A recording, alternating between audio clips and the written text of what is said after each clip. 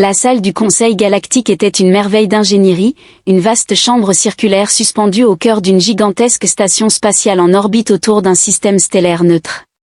Les délégués de plus de 100 espèces étaient assis dans des sièges en gradins disposés en spirale ascendante. Une tension non exprimée imprégnait l'air, celle qui précède la guerre ou quelque chose de pire, au centre de la chambre. L'ambassadeur Elias Va de la Terre se tenait seul. Il n'était pas le plus grand ni la figure la plus imposante physiquement dans la pièce, mais sa posture, son immobilité et sa respiration mesurée faisaient de lui la présence la plus dangereuse en face de lui. Le chancelier Ziro du Dominion VX se pencha en avant sur son siège, ses lèvres reptiliennes se recourbant en une expression qui aurait pu être un sourire. Ses yeux sombres et prédateurs étincelaient de condescendance, ce débat est inutile. Ziro exprima sa voix dans un grondement guttural tandis que le conseil envisage d'accorder aux humains le statut militaire complet. Je trouve cela risible de croire sincèrement que votre espèce a mérité une place parmi les guerriers. Un murmure parcourut la chambre, certaines espèces émirent un rire sec, un cliquetis provenant de l'insecte rampant, un grondement profond provenant du cortex blindé, tandis que d'autres restaient silencieux, leurs yeux allant de Va à Ziro, sentant l'orage se préparer. Va ne broncha pas, il se tint avec la précision d'une lame, ses mains reposant légèrement sur la table devant lui. Son visage était impassible, mais ses yeux froids et bleus comme une mer arctique fixaient Ziro d'un regard capable de percer le métal. « Vous supposez beaucoup, chancelier, dit-il d'une voix calme. Même vous croyez que les humains craignent la guerre. » Ziro rit d'un son rauque et sec. « Ne craignez pas, ambassadeur, votre espèce. Il ne comprend même pas la guerre, a-t-il fait un geste de la main griffue, les VX ont combattu dans 5 guerres galactiques, nous avons anéanti des planètes, réduit des civilisations en cendres, nous avons vu naître des guerriers. L'épreuve du combat, qui se manifeste par la prospérité, incite les êtres humains à dialoguer, à négocier et à éviter la guerre par peur des conséquences, ce qui est suivi par le silence. Va inspirait lentement lorsqu'il parlait, sa voix était différente, plus douce, plus froide, portant le poids de quelque chose de vaste et ancien derrière elle. Pensez-vous que nous évitons la guerre parce que nous la craignons? Il laissa les mots se poser, les laissant flotter dans l'air comme une guillotine. Non, chancelier, nous évitons la guerre parce que nous la connaissons trop bien. Le sourire narquois de Ziro s'effaça lorsque Va fit un pas en avant lent et délibéré, ses doigts se recroquevillant contre le métal. Sur le podium, les jointures pâles, il ne s'adressa pas à Ziro mais à tous ceux présents dans la chambre. Nous ne désirons pas la guerre comme le font les VXS, nous ne mesurons pas notre valeur en fonction du sang que nous répandons, mais ne vous méprenez pas sur notre force. Son regard balaya la pièce. Chaque espèce présente dans cette chambre a connu la bataille, a combattu des guerres, perdu des proches, reconstruit, mais dites-moi, lequel d'entre vous a déjà combattu une guerre contre les siens? Silence. La mâchoire de Va se contracta. Bien sûr que non, car vous êtes unis par la biologie.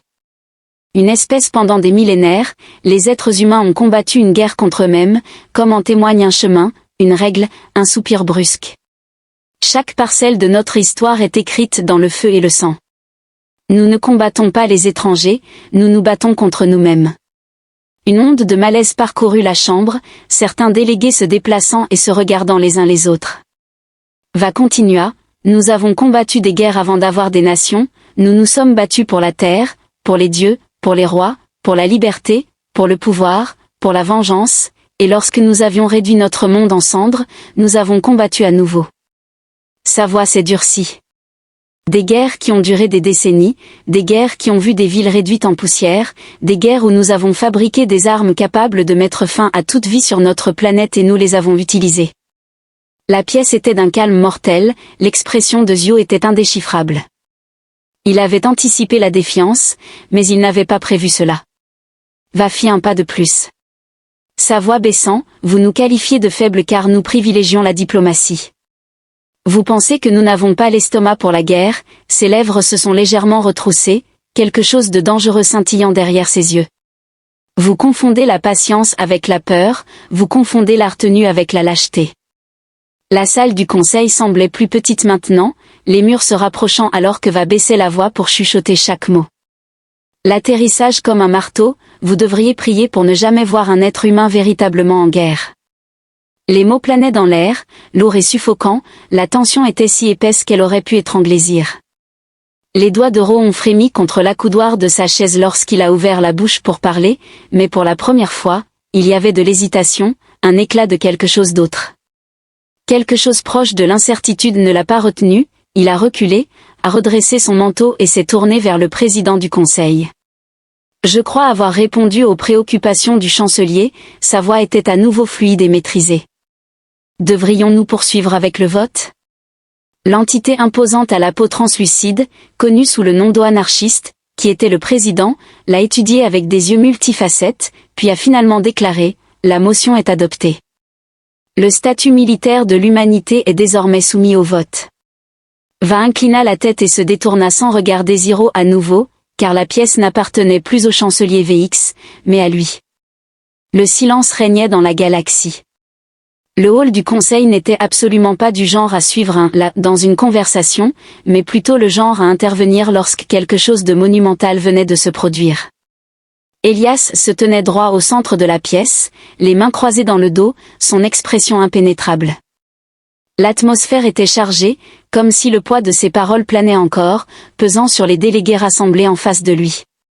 Le chancelier Ziro du Dominion VX était assis raide, ses doigts de repan tapant contre l'accoudoir de sa chaise.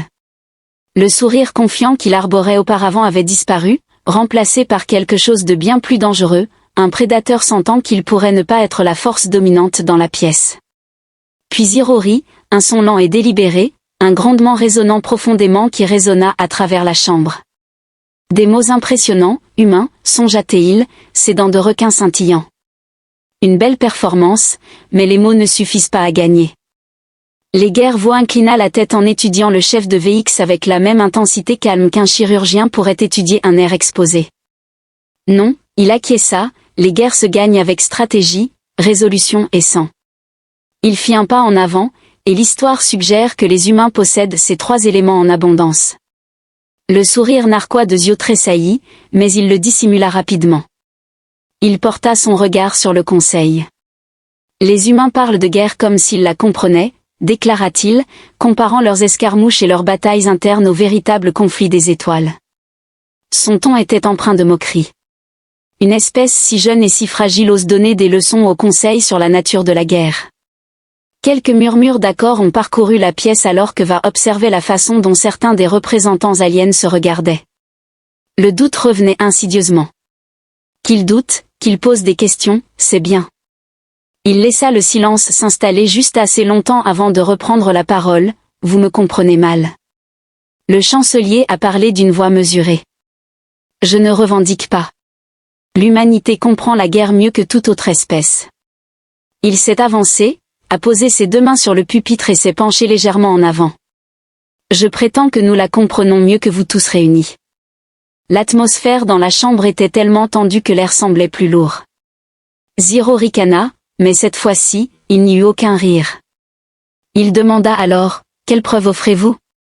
Le regard de l'ambassadeur va balayer la pièce, rencontrant tour à tour le regard de chaque délégué, puis il prononça les noms. Le système solaire est composé d'une étoile centrale, le Soleil, et des objets célestes qui gravitent autour de lui, tels que les planètes, les astéroïdes, les comètes et les satellites. Les batailles de Stalingrad, de Normandie, du Pacifique, du front de l'Est, de la guerre de Corée, du Vietnam, du Golfe, il laissa les mots s'insinuer, observant la confusion se dessiner sur des visages étrangers. Des guerres menées sur une seule planète, des conflits où des millions ont péri avant même que le premier vaisseau interstellaire ne soit un rêve. Nous avons réduit en cendres des villes entières, nous avons revécu. Les paysages remodelés par l'histoire ont conduit les empires à leur perte avant même que nous ne quittions notre monde d'origine. Un murmure discret se répandit dans la chambre, certains individus observant. Les autres perturbés semblaient intrigués. Lorsque nous avons atteint les étoiles, Va n'avait pas terminé sa phrase. Il laissa sa question en suspens avant de répondre, nous n'avons pas arrêté. Il reporta son regard sur Ziro et dit, vous vous vantez de 5 guerres galactiques, c'est impressionnant. Mais dites-moi, chancelier, combien de vos compatriotes ont combattu dans ces guerres ? Ziro hésita, pas de manière évidente mais suffisamment pour que l'Eva remarque. Nous combattons comme un seul, déclara soigneusement le chef des VX, va hocha lentement la tête. Bred for it, répéta-t-il. C'est là que réside la différence. Il se pencha légèrement. Nous ne sommes pas élevés pour la guerre, nous ne sommes pas conçus pour cela, et pourtant nous l'avons perfectionné. Les griffes de Ziro se contractèrent contre la table. Une affirmation audacieuse, mais vraie, répliqua bas. Vos guerriers sont choisis, les nôtres sont forgés. Chaque génération, chaque guerre, chaque bataille nous façonne. Nous ne déléguons pas le fardeau à une caste, nous le portons nous-mêmes. Il redressa sa voix, la rendant plus grave, plus délibérée. Savez-vous ce qui se passe lorsque vous prenez une espèce qui s'est combattue elle-même pendant des milliers d'années et que vous lui donnez la technologie pour atteindre les étoiles? Personne ne répondit. Va prit la parole à leur place. Ils ne deviennent pas des conquérants, ils ne deviennent pas des seigneurs de guerre sans cervelle. Ils deviennent quelque chose de bien pire. Ses mains se serrent, faisant de lui une espèce qui sait exactement quand se retenir. Les yeux de Zio se sont rétrécis tandis que va continuer à parler d'une voix imperturbable. L'humanité ne mène pas la guerre pour le plaisir, nous ne l'apprécions pas comme le font certaines espèces, nous faisons la guerre parce que nous en comprenons mieux le coup que quiconque. Il laissa cela se décanter avant de porter le coup final, et si jamais nous décidons d'arrêter de nous retenir, il expira en secouant la tête comme pris de pitié, puis je vous promets, chancelier, qu'il n'y aura pas de guerre. Sa voix était presque douce à présent, il ne restera que la fin. Absence de bruit pour la première fois depuis le début de la discussion, une atmosphère de gel s'est installée dans la chambre. Ziro n'avait pas de réplique immédiate, tandis que les autres délégués se regardaient les uns les autres. Quelques-uns se sont même déplacés sur leur siège, et même ceux qui avaient auparavant rejeté l'humanité semblaient reconsidérer leur position. Vo s'écarta du podium. Je crois que cela répond à vos préoccupations, déclara-t-il. Le président du Conseil galactique, un être translucide imposant connu sous le nom d'anarchiste, observa Va avec intérêt. Le débat est conclu, annonça l'archiste. Le vote va maintenant avoir lieu. Ziro ne dit rien, se contentant d'observer Va qui se détournait, son expression indéchiffrable.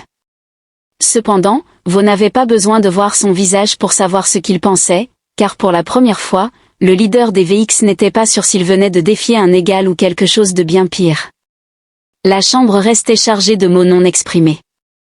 Elias se tenait immobile, sa présence étant désormais une gravité en soi. Le Conseil galactique, autrefois rempli de murmures discrets et de ricanements méprisants, était maintenant plongé dans un silence malaisé. Le poids de ses paroles s'était enfoncé profondément dans les os de l'assemblée, planant tel un orage imminent dans la salle. Le chancelier Ziro du Dominion VX ne souriait plus.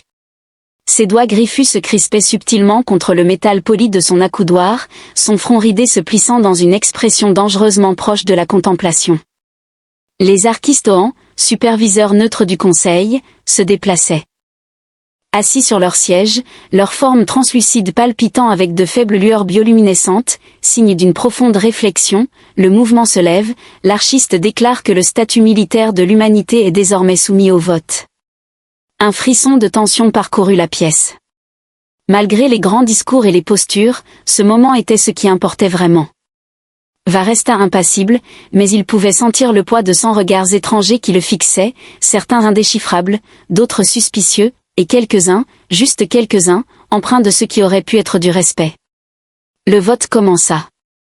Chaque représentant enregistra sa décision sur les panneaux intégrés devant eux. La pièce s'assombrit légèrement tandis que des glyphes lumineux clignotaient sur l'écran principal circulaire du Conseil, cartographiant les votes en temps réel. Les espèces se positionnaient une par une, le cordex se formait. Les seigneurs de guerre, des êtres massifs revêtus de plaques d'armure imbriquées, ont voté en faveur. Ils avaient été prudents à l'égard de l'humanité, mais ont reconnu la force quand ils l'ont vue. Les rampants, tacticiens insectoïdes aux yeux multifacettes, se sont abstenus. Ils n'avaient aucun intérêt dans l'affaire. Quant aux Vari, une espèce de savants longilignes et sereins, ils ont voté contre.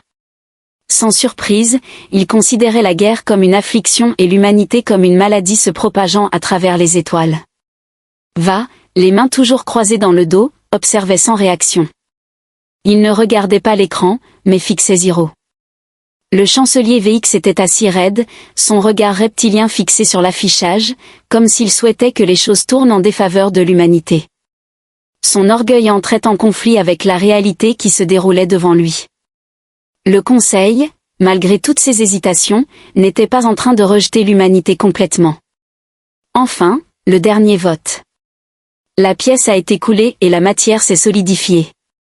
Le verdict était clair, l'humanité s'était vue accorder le statut militaire complet. Un moment passa, puis un autre, et un autre encore. La chambre exhala, certains soulagés, d'autres frustrés, mais personne n'osa parler en premier. C'est alors que Ziro se leva. Son mouvement était lent, calculé, le bruit de ses bottes blindées résonnant dans la chambre alors qu'il avançait d'un pas mesuré vers le centre de la salle, en direction de Va. Les humains dans la section diplomatique de la galerie se crispèrent, leurs instincts affûtés par des siècles de conflits percevant le changement dans l'atmosphère avant même qu'il ne se produise.